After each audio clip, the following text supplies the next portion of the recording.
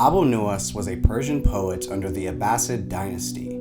As a professed Muslim, he caused a great deal of controversy when he began to explore homoerotic and alcoholic ideologies through his writings and lifestyle. Both of these things, of course, being strictly forbidden in Islam.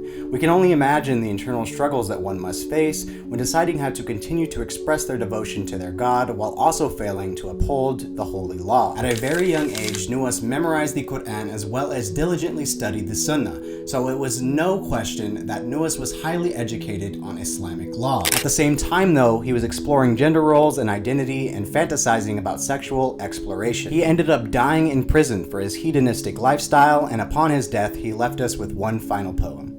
O Allah, if my sins become abundant, then indeed I know your forgiveness is greater than my sins, and I supplicated in humility, and if you turn my hands away, then who will be merciful to me? If the only people that can have hope in you are the good doers, then who would the criminal, the sinner, and the evil turn to? The only way I have come to you is my hope in you, and your beautiful forgiveness is that I am a Muslim. The immediate reaction from those that witnessed his dying words firsthand were, of course, that he got the death that he deserved, and he would surely never enter paradise. But for me, this judgment highlights a fatal flaw within humanity. This is my problem with religion.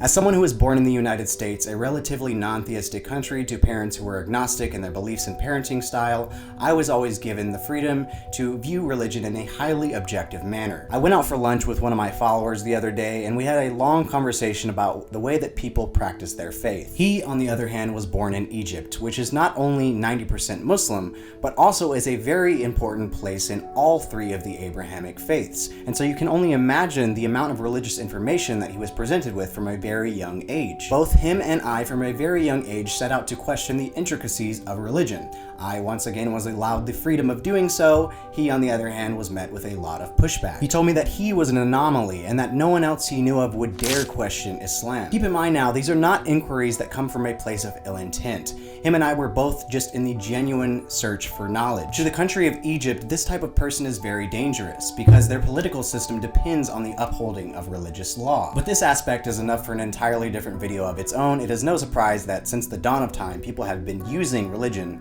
for their own personal gain. Another example is megachurches in the United States. The main problem that I would like to address, however, is this human behavior of conceptualizing God. God, per my definition, eludes all human understanding. While we can, of course, understand some foundational concepts, we will never be able to fully grasp the nature of God while undergoing the human experience. When people begin to impose their own conceptualizations, they begin to limit their perception of God's capabilities. They begin to view religion as something transactional. They believe that just because they hold faith in certain concepts or they live their life in line with religious doctrine, that they're somehow entitled to something in the afterlife. It is this entitlement that has a counterintuitive effect on devotees. They look at somebody like Abu Nuwas and they immediately judge him for his ways. They forget that this is only God's responsibility, and while as a human you should encourage others to follow the path that you believe is righteous, it is not our duty to pass judgment. In order to illustrate why this is fundamentally wrong, we can look at one of humanity's earliest recorded civilizations, that is the ancient Egyptians. Egyptians placed a strong emphasis on the heart. Upon a human's death, it was said that the Egyptian god of the underworld, Anubis, would weigh a human's heart against the feather of the goddess Ma'at. If the heart weighed more than the feather, it would be devoured by the beast called Ammit.